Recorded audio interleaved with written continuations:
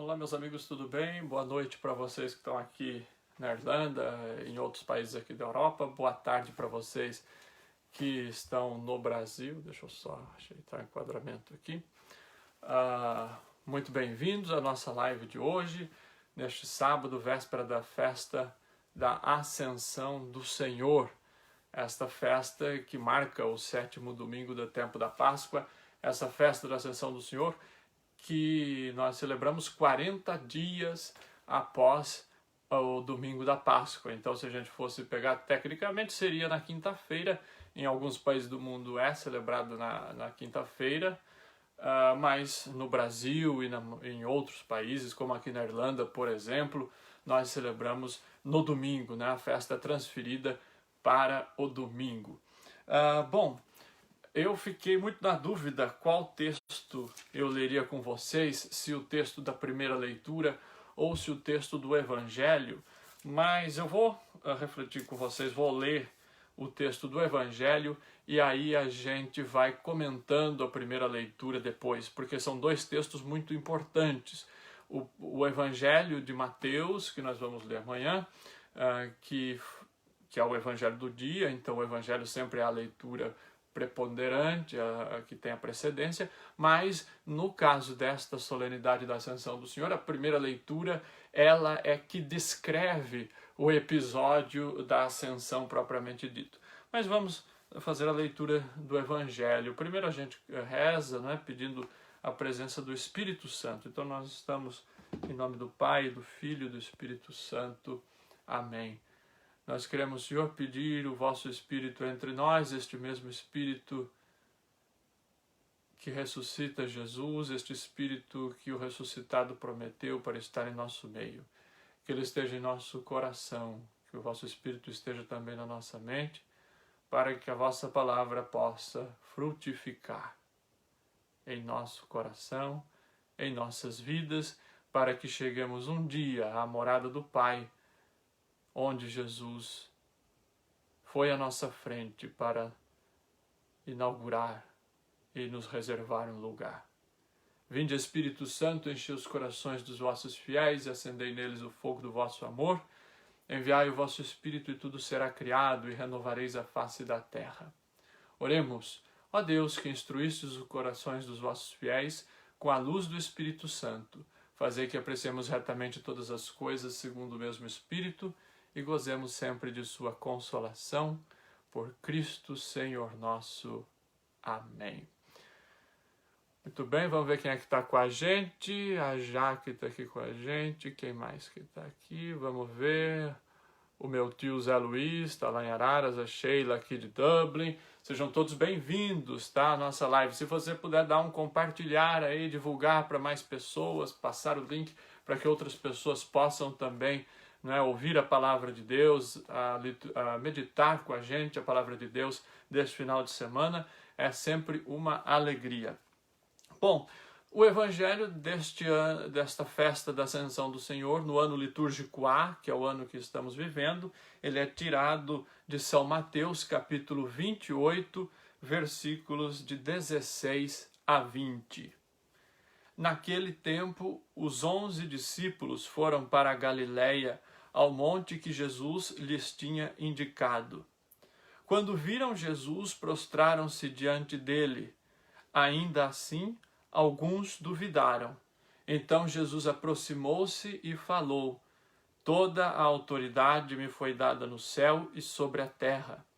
Portanto, ide, fazei discípulos meus todos os povos, batizando-os em nome do Pai, e do Filho e do Espírito Santo, e ensinando-os a observar tudo o que vos ordenei.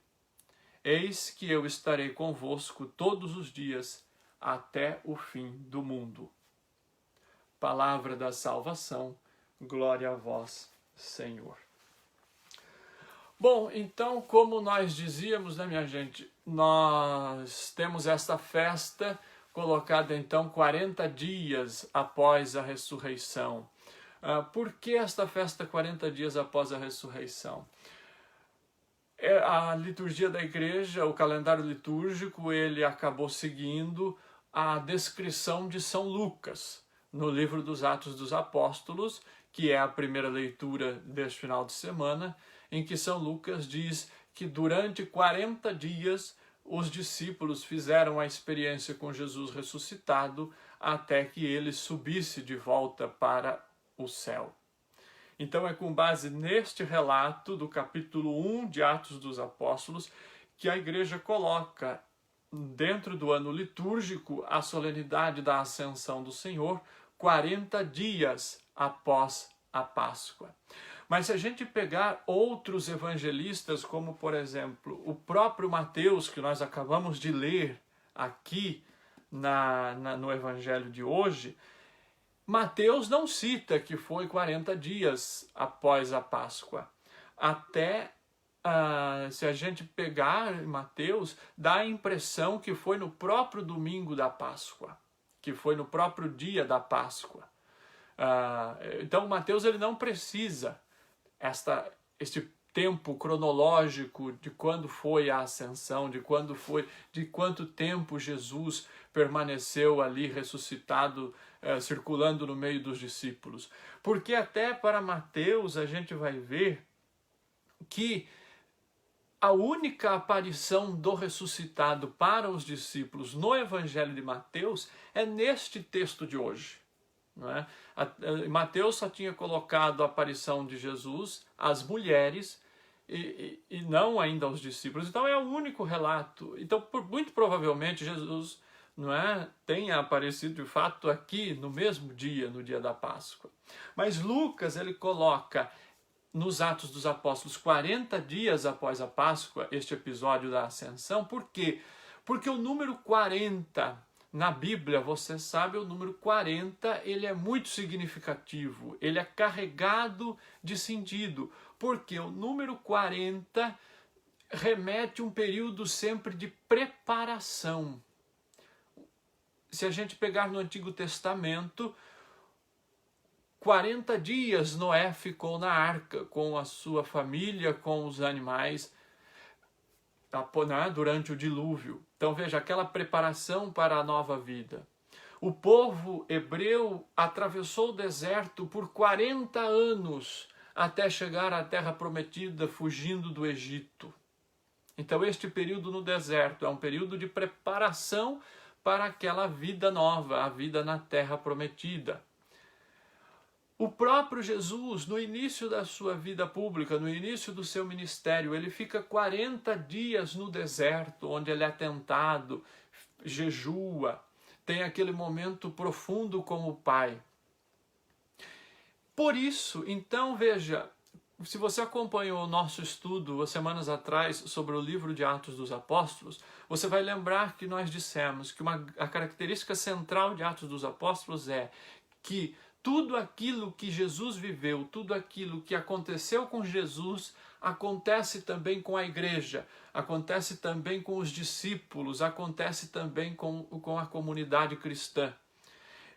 Então, da mesma forma que Jesus se preparou por 40 dias, no deserto, para iniciar o seu ministério, assim também os discípulos se preparam por 40 dias de experiência com o ressuscitado, de aprendizado com o ressuscitado, para iniciar a sua missão, para iniciar o seu trabalho apostólico, a sua evangelização. Então, é por isso que São Lucas relata aqui nos Atos dos Apóstolos que a festa da Ascensão se dá 40 dias após a Páscoa. O que eu repito, para Mateus isso não é caracterizado. E se a gente pegar ainda, a gente pode ver mais uma coisa também muito interessante. Mateus ele nem cita a ascensão. Veja, Mateus não cita que Jesus foi elevado ao céu.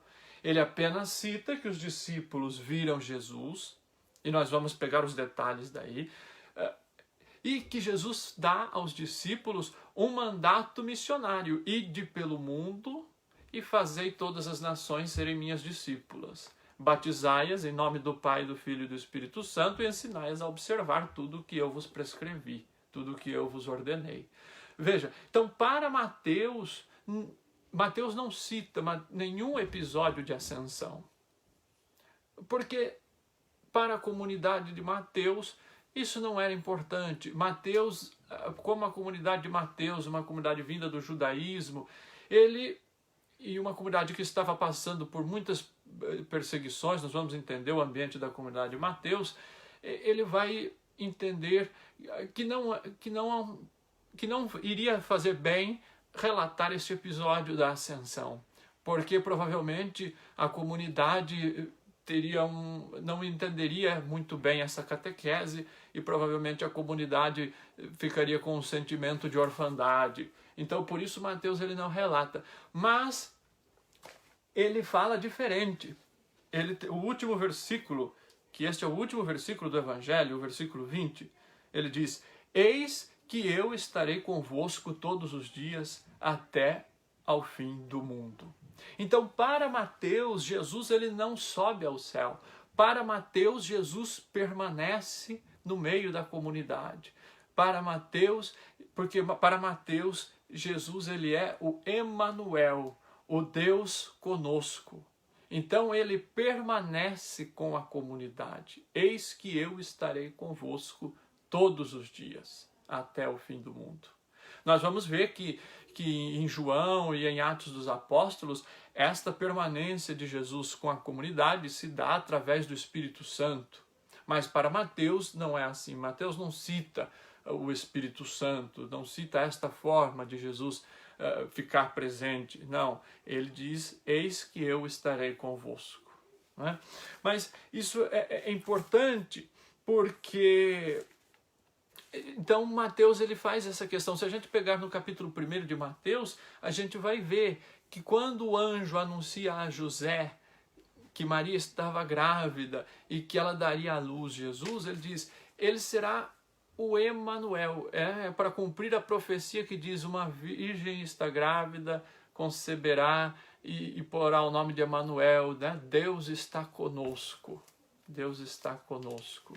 Este é o significado do nome Emanuel. Então, por isso, Mateus diz que Jesus é este Emanuel, este Deus que está presente com a comunidade. E o Evangelho de Mateus, então a gente vai entender agora um pouco esses detalhes do Evangelho de Mateus que são interessantes para a gente compreender a festa de hoje e compreender este episódio, né, do mandato missionário dos discípulos.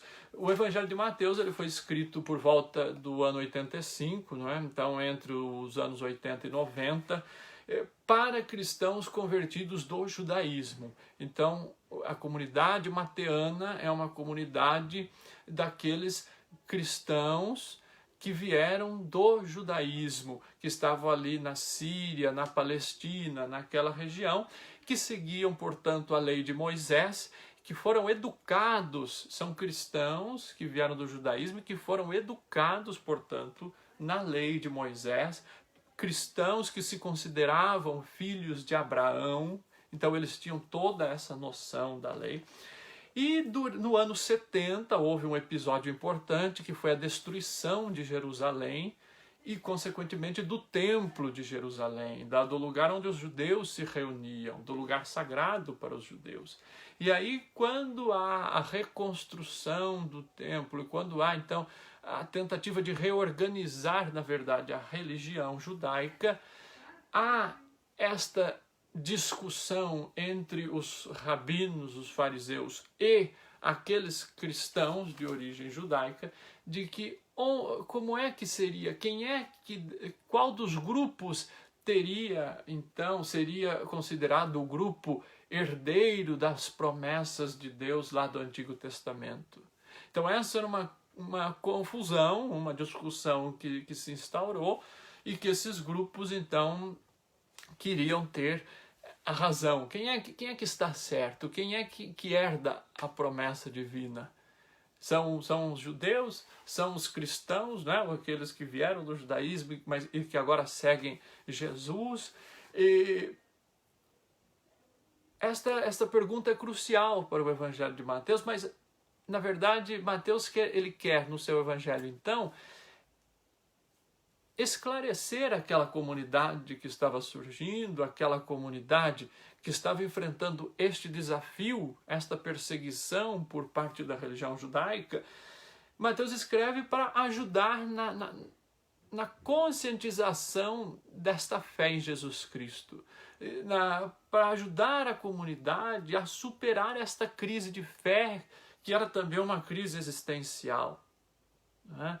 Qual o verdadeiro povo de Deus?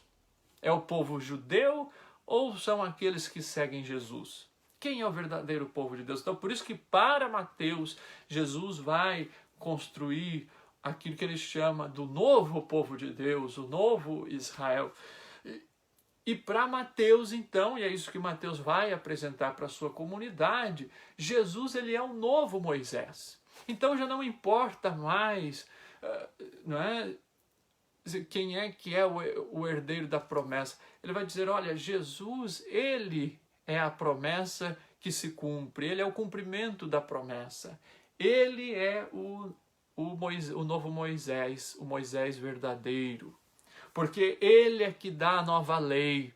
Então, por isso que em Mateus, por exemplo, a gente vai ver o sermão da montanha, as bem-aventuranças, né? A nova lei que agora Jesus dá.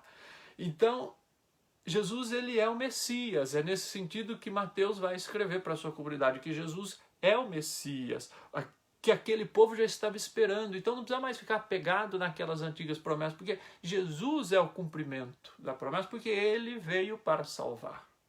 Ele é o verdadeiro Messias. Ele é o Emanuel, como nós dissemos. Ele é o próprio Deus que veio habitar no meio de nós. Ele é o próprio Deus que vem habitar no meio da humanidade.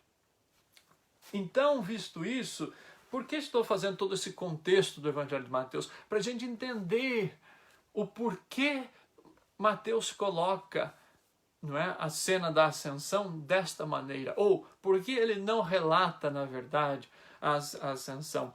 E aqui a gente vê que os 11 discípulos foram para a Galileia, ao monte que Jesus lhe tinha indicado.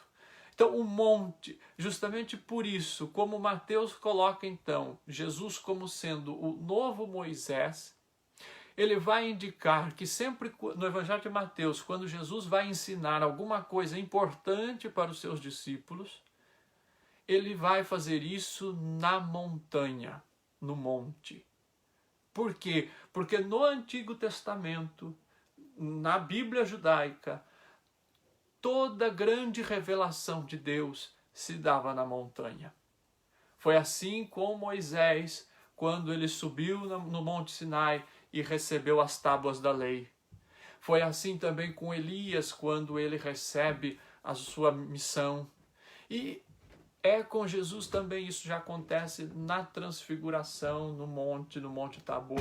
Então, sempre quando Deus se revela, ele se revela, de acordo com o Evangelho de Mateus, numa montanha. Por quê? Porque no Antigo, para que o povo pudesse entender. Então é uma forma didática que Mateus utiliza, literária, para mostrar ao povo que Jesus vem para cumprir, para realizar as promessas do Antigo Testamento. Então, se no Antigo Testamento Deus se manifestava na montanha, agora Jesus também se manifesta na montanha. E é por isso que então o encontro dos discípulos com o ressuscitado no Evangelho de Mateus vai se dar no alto da montanha.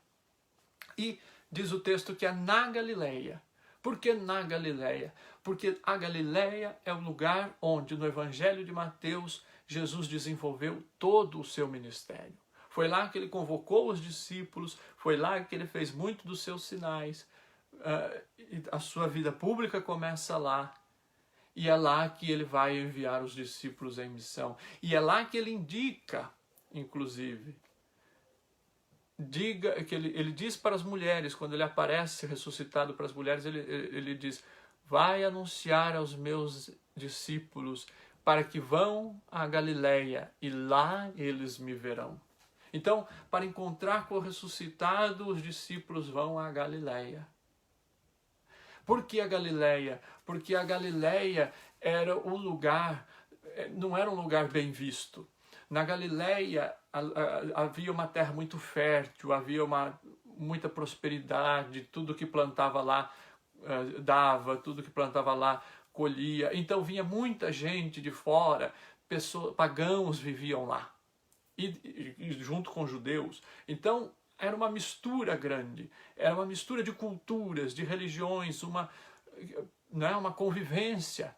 E por conta disso, os judeus que viviam na Galileia, por esse contato com grupos diferentes, eles acabaram flexibilizando um pouco a lei, e a ponto de não ser tão rígidos quanto os judeus que viviam em Jerusalém. E por isso, quem vivia na Galileia não era bem visto por Jerusalém.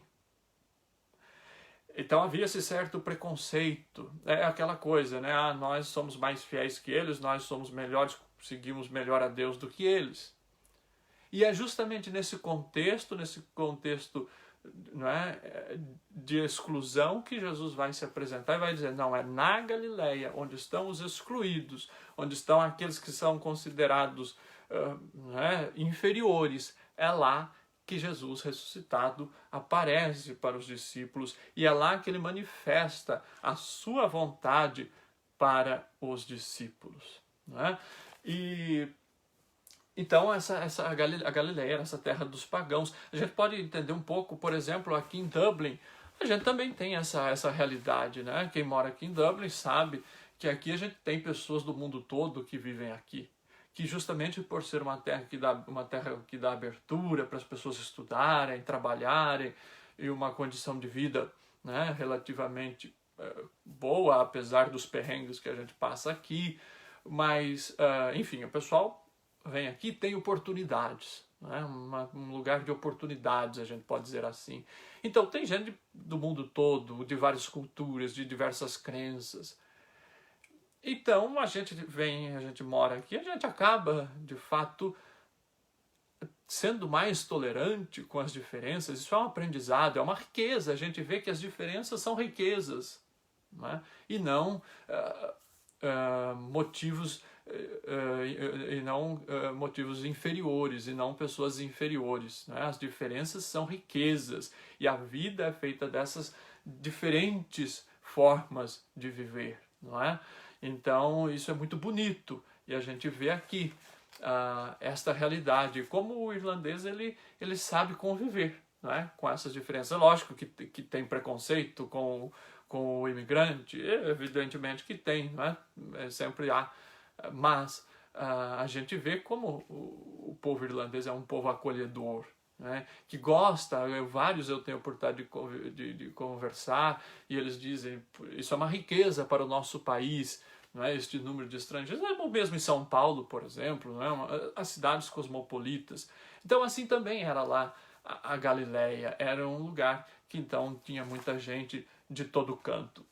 E, enfim, é lá na Galileia, então, nesta montanha, um sinal, portanto, da montanha da primeira aliança, que Jesus vai entregar o novo mandamento para os seus discípulos. O novo mandamento. Qual é o grande mandamento que Jesus dá agora aqui? Ide e fazei discípulos meus todos os povos, batizando-os em nome do Pai e do Filho e do Espírito Santo, e ensinando-os a observar tudo o que vos ordenei. Então vejam que Jesus, ele tem um poder, ele mesmo diz antes aqui no versículo 18, ele diz, toda a autoridade me foi dada no céu e na terra, para mostrar para a comunidade de Mateus, olha, eu vim do Pai, eu vim de Deus, e para dizer justamente para os discípulos, olha, eu tenho esse poder que vem do Pai, portanto este poder eu agora dou a vocês, vão e façam das nações meus discípulos, batizem e também ensinem a observar o que eu ensinei, o que eu vos ordenei. Então veja que Jesus ele envia, minha gente, os discípulos para todas as nações. Então esta é a grande missão dos discípulos, esta é a missão da igreja, e este é o grande ensinamento desta festa da Ascensão do Senhor. Ir e anunciar o Evangelho. Jesus é como que, a festa da Ascensão é como que Jesus passando o bastão para a comunidade, né? Jesus já cumpriu a sua missão, Jesus já desenvolveu o seu ministério. Agora isto cabe à comunidade, agora isso cabe aos cristãos, agora isso cabe a mim e a vocês. Nós agora temos esta tarefa, esta missão de levar o Evangelho, de levar a mensagem de Jesus Cristo a todas as nações. Então, ele dá essas 3 recomendações, essas 3 ordens. Fazer discípulos, batizar em nome da Trindade e observar o que ele ensinou, o que ele ordenou. Então, vejam que o batismo, ele insere o cristão na vida divina, na Trindade. Batizar em nome do Pai, do Filho e do Espírito Santo.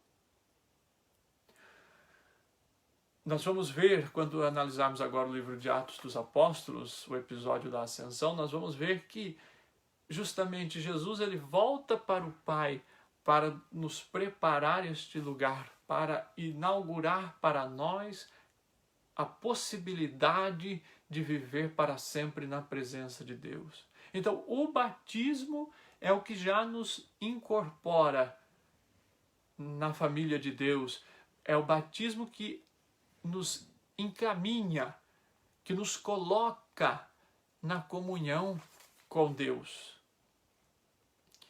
E nós vimos então que Jesus ele vai dizer, né? Eis que estou convosco todos os dias até o fim do mundo. Na Escritura, Deus promete a sua presença no meio da comunidade, no meio das pessoas, em vários momentos, não é, na Sagrada Escritura. Se a gente pegar no livro do Êxodo, quando o povo vai sair do Egito, rumo à terra prometida, e que Moisés está apreensivo, e Deus fala para Moisés, eu estarei convosco. Eu estarei convosco. Se a gente pegar nos profetas a mesma coisa, se a gente pegar com Maria, no capítulo 1 do Evangelho de Lucas, na Anunciação, quando o anjo aparece a Maria, ele diz, alegra-te, cheia de graça, o Senhor é convosco.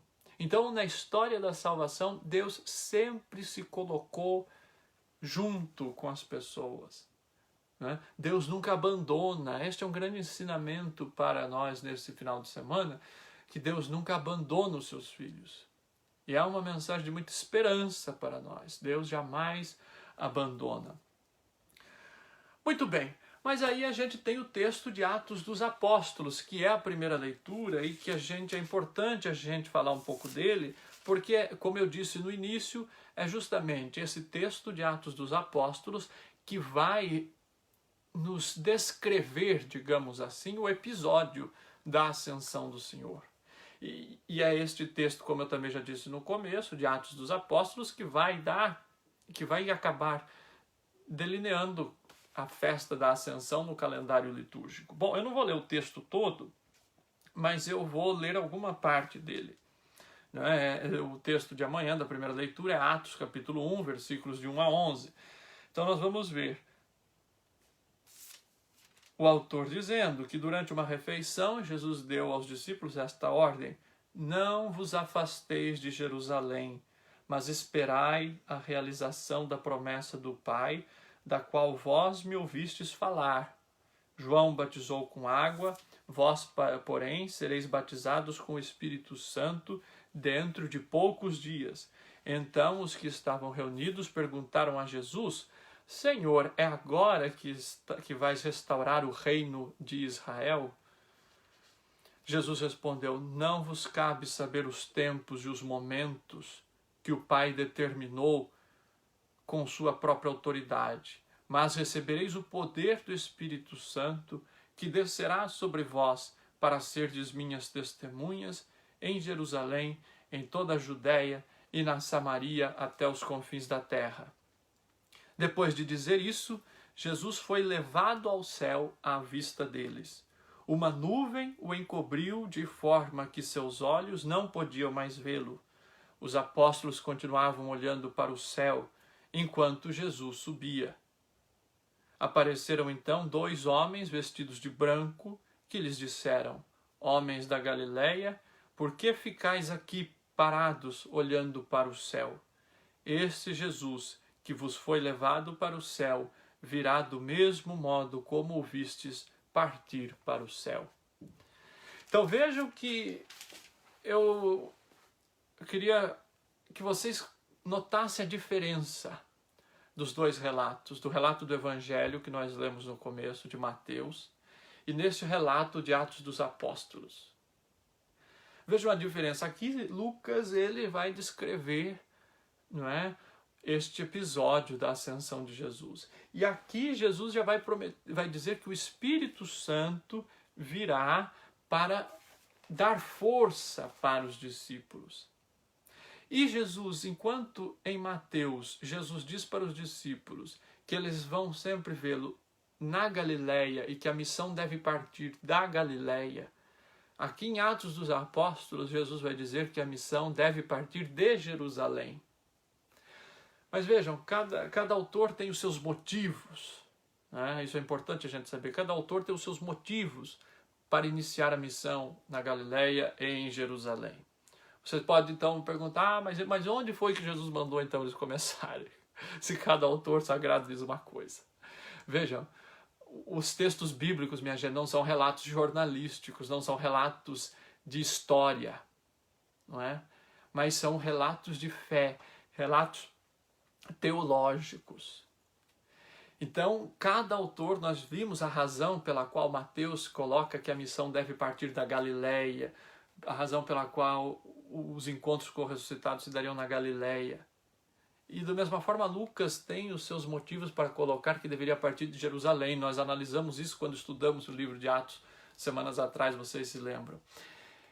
Mas o que ambos colocam em comum, e que é isso então que deve ficar para nós: a missão, ela deve ir até os confins da terra. Tanto Lucas nos Atos dos Apóstolos quanto Mateus no seu Evangelho colocam.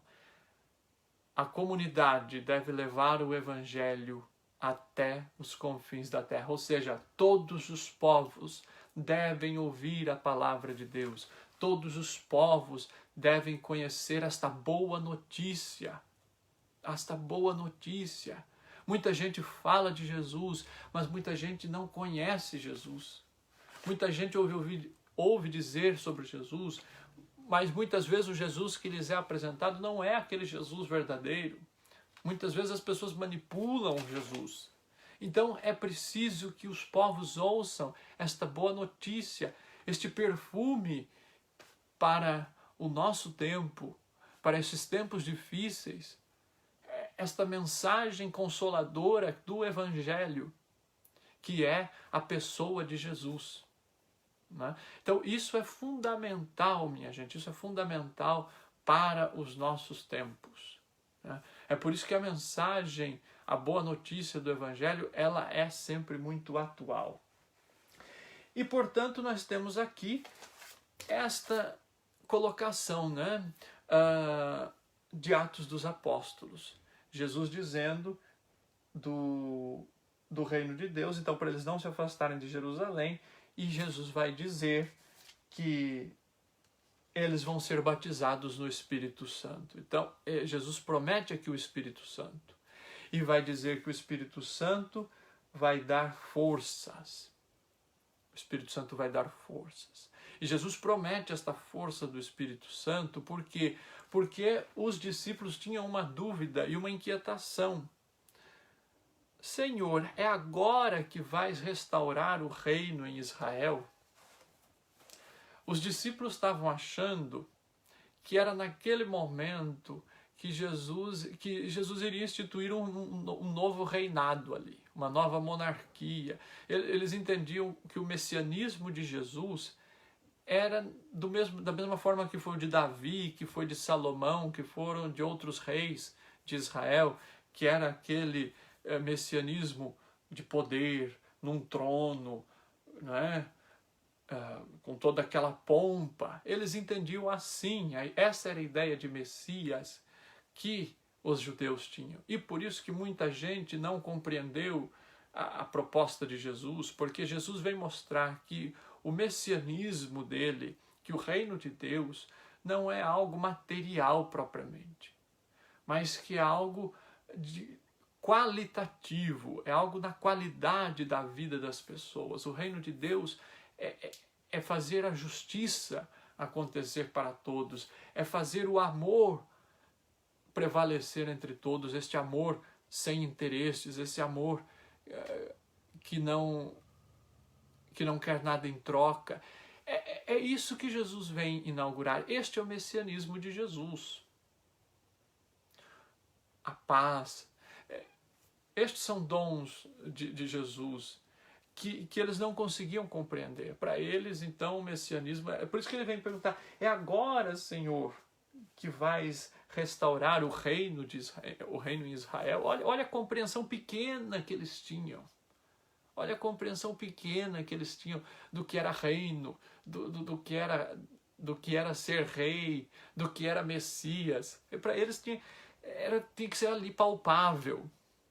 E Jesus vem dizer, olha, não cabe saber os tempos e os momentos que o Pai vai fazer as coisas. O Pai é que sabe, o Pai é que determinou com a sua autoridade, mas vocês vão receber o Espírito Santo, o poder do Espírito Santo, para serdes minhas testemunhas. Então olha só o que Jesus vai dizer para eles, vocês vão receber o poder do Espírito Santo para serdes minhas testemunhas em Jerusalém, em toda a Judéia e na Samaria e até os confins da terra. Então Jesus vai dizer, olha, o reino de Deus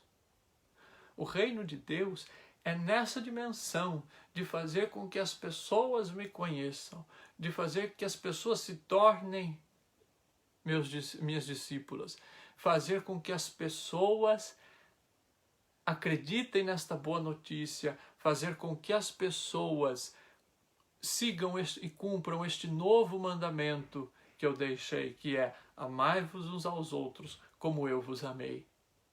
Então é neste sentido que nós devemos entender o reino de Deus. E Jesus vai dizer para os apóstolos, o poder do Espírito Santo vai vir sobre vocês para fazer de vocês as testemunhas. Então, vocês conseguem compreender, minha gente, que é diferente. O reino de Deus, ele é diferente do reino dos homens. Ele é diferente desta compreensão que a gente está acostumado. E vejam que nisso, tanto Lucas quanto Mateus se concordam. Então, isto é o essencial desta festa da Ascensão do Senhor. Que Jesus, ele deixa agora a responsabilidade, ele deixa agora a incumbência para os seus seguidores, para que os seus seguidores agora anunciem a boa notícia. E deixa eu passar adiante. Aqui, nas minhas anotações, na minha cola, né?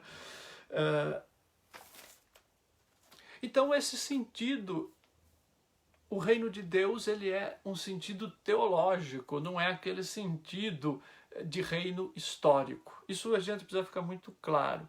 E nós falamos dos 40 dias, né? Que também tem esse sentido teológico, que é essa diferença de Lucas e de Mateus. E se a gente pegar aqui o Espírito Santo, em Atos dos Apóstolos, a gente vai ver que Jesus fala do poder de Deus, o Espírito Santo como o poder, a força de Deus. Se a gente pegar lá em João, o Espírito Santo, Jesus vai prometer como o Espírito da verdade, como o Paráclito, o defensor. Então veja, mas aqui em Lucas, o Espírito Santo não é simplesmente aquele que vai revelar a verdade de Jesus, mas aqui nos Atos dos Apóstolos para Lucas, o Espírito Santo é aquele que vai dar força, que vai dar coragem para que os discípulos andem adiante para levar a palavra de Jesus.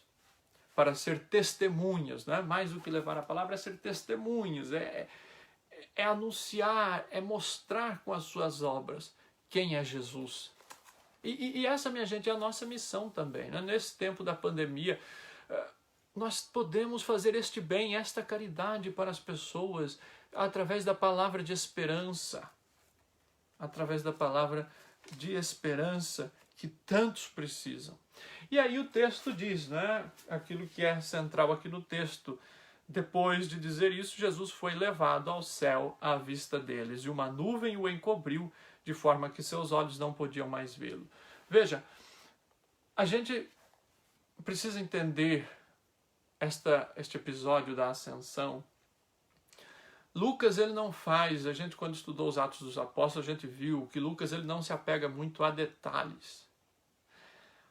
O livro, a informações, a veracidade de informações no sentido histórico, né, de datar informações, de quantificar informações, de precisar informações. Ele está preocupado com a catequese. Então, quando a gente olha para este episódio da ascensão de Jesus, seria uma redução, seria a gente colocar Jesus dentro de um tamanho muito pequeno, a gente querer pensar a ascensão de Jesus como se Jesus voasse assim para o alto, como se um foguete fosse embora assim, ó. A gente precisa entender como uma catequese. Veja, o catecismo da igreja vai dizer que a ascensão de Jesus, ela é ao mesmo tempo um evento histórico e transcendente. Mas histórico não neste sentido, Jesus, ele foi, né? Foi assim, subiu como um foguete, foi arrebatado, né? Mas é histórico no sentido do que isto significa. É histórico no sentido de que Jesus está com o Pai, que Jesus glorifica agora o Pai com a sua vida, que Jesus agora está glorificado na presença do Pai. É neste sentido que Jesus, ele agora inaugura esta possibilidade para cada um de nós de estar na presença do Pai. Então, é neste sentido que a gente deve entender este arrebatamento de Jesus ao céu.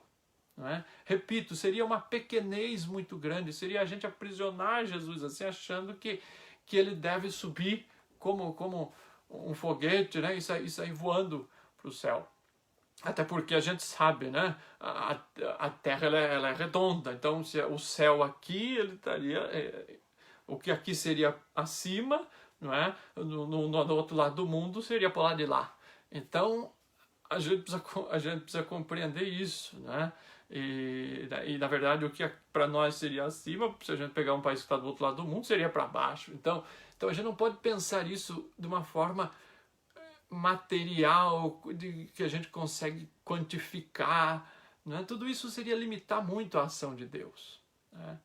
Aqui no inglês é muito mais fácil da gente compreender isso, porque há dois termos, né, para se referir ao céu. No inglês tem a palavra sky, que é muito conhecida, que significa que é o céu, este céu que a gente vê com as estrelas, com a lua.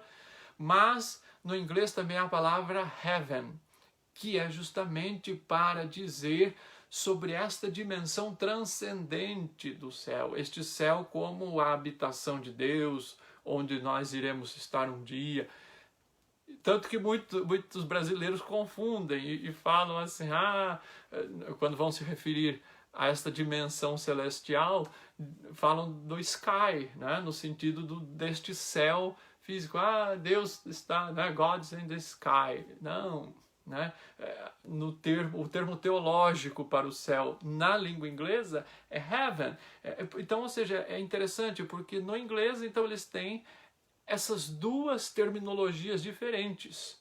Justamente uma para dizer este céu, né, físico, este céu que a gente vê, que tem aí os astros e tudo mais, e este outro céu na dimensão teológica, na dimensão da vida eterna, né? Então é interessante isso, é uma curiosidade para a gente, mas que nos ajuda na reflexão teológica de entender este episódio da ascensão de Jesus, né? E isso acaba nos ajudando muito. Então este estar no céu, este Jesus subir de novo ao céu, o que isso significa? Significa justamente que ele, cumprindo a sua missão no meio de nós, ele agora volta para viver nesta plena comunhão com o Pai. Comunhão que ele sempre viveu, mas que agora então ele volta para aquela dimensão de onde ele veio, para o coração da Trindade, né? Onde ele habita, né? Que a gente professa que ele está sentado à direita do Pai, no sentido de dizer, olha, ele agora tem todo o poder, agora ele de lá, ele comanda tudo, né?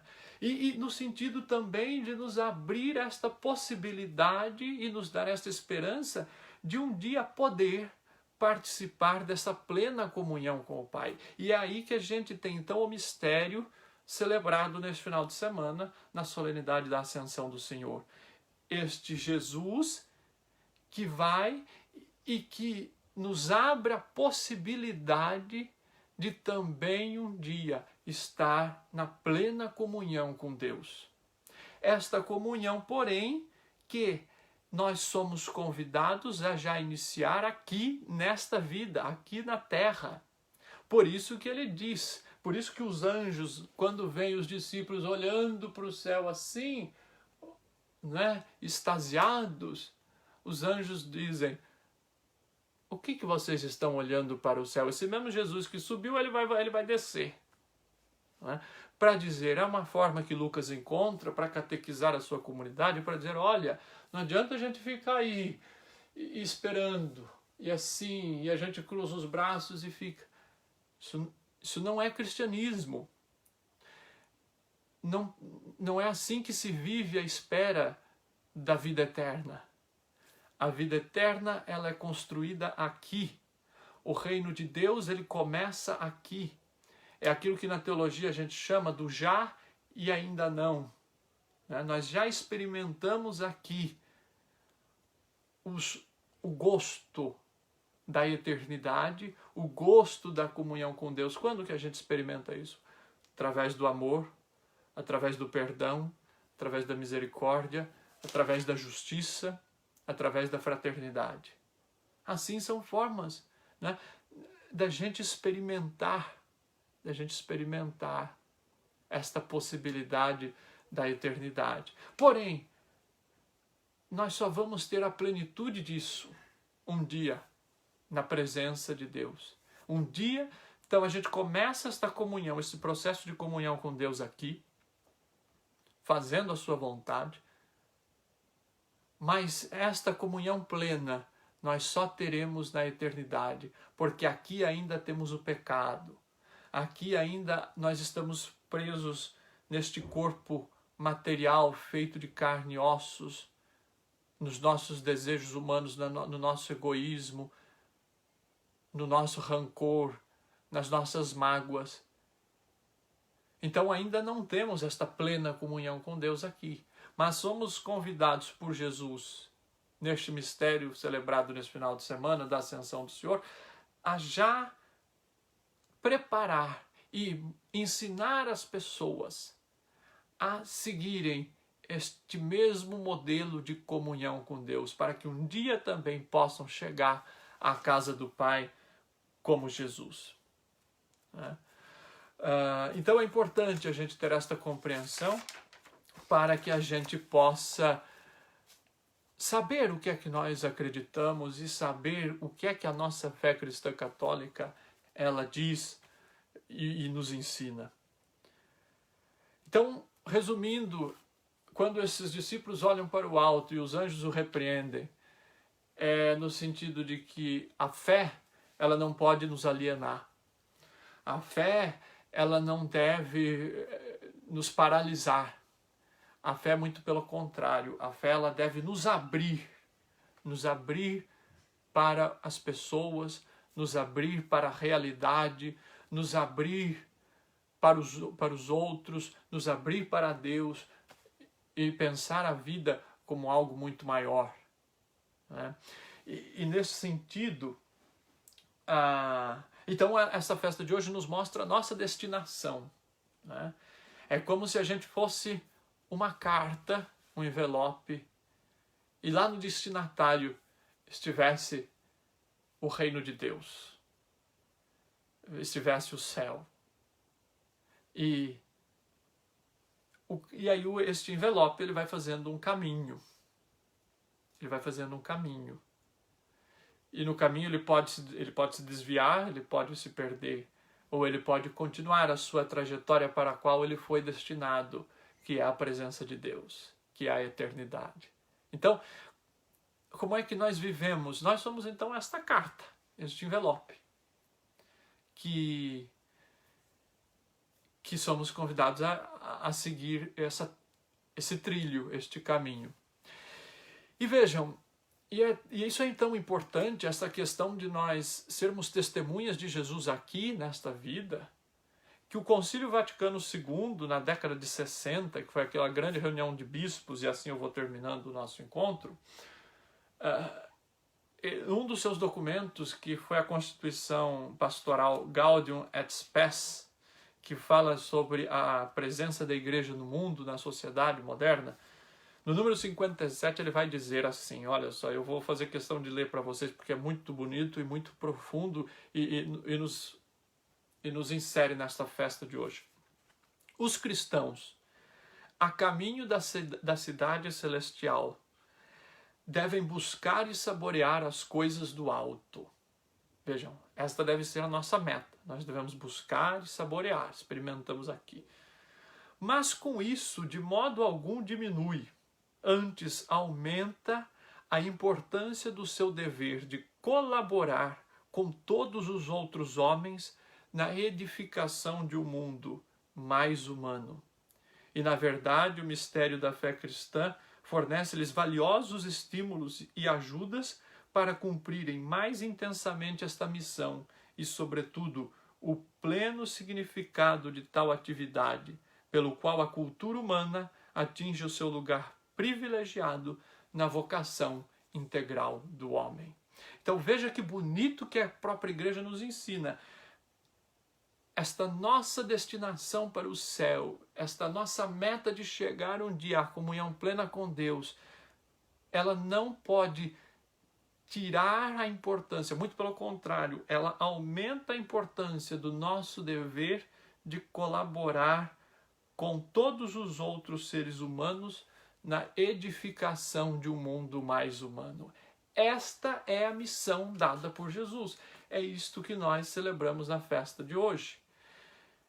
Ir fazer de todas as nações meus discípulos. Olha que coisa linda. Então a festa da ascensão de Jesus, minha gente, e assim eu termino, é a festa da nossa vocação de cristãos. Uma vocação de vivermos o Evangelho, de vivermos a vontade de Deus aqui, neste mundo, nesta vida, mas como meta a nossa chegada à comunhão plena com Deus e conduzir outras pessoas para esta comunhão plena com o Senhor. Porque nós acreditamos na palavra de Jesus, que lá nós poderemos viver nesta harmonia perfeita, nesta vida plena, que só a presença de Deus é possível e é capaz de dar. É por isso que este domingo da Ascensão do Senhor é também já há muitos anos na igreja o Dia Mundial das Comunicações Sociais, porque nós somos mensageiros, nós somos comunicadores da boa notícia do Evangelho de Jesus Cristo. Eu agradeço àqueles que ficaram com a gente, depois este vídeo vai ser salvo no YouTube, então daí você pode já hoje à noite ou amanhã, já ir lá no YouTube, pegar o link e passar este link, divulgar este link para outras pessoas, para que mais gente possa ter esse contato bonito com a palavra de Deus e ser motivados a fazer a diferença neste mundo em que nós vivemos, para que esta sociedade seja uma sociedade cada vez mais em comunhão com a vontade de Deus, que é a paz, que é a justiça, o perdão e o amor. Espero que vocês tenham um ótimo domingo, uma ótima festa da Ascensão do Senhor, que possamos meditar e rezar em família, para que assim a gente possa sempre levar a palavra de Deus e a boa notícia a todas as nações. Minha gente, um ótimo final de semana a todos e até a próxima, se Deus quiser.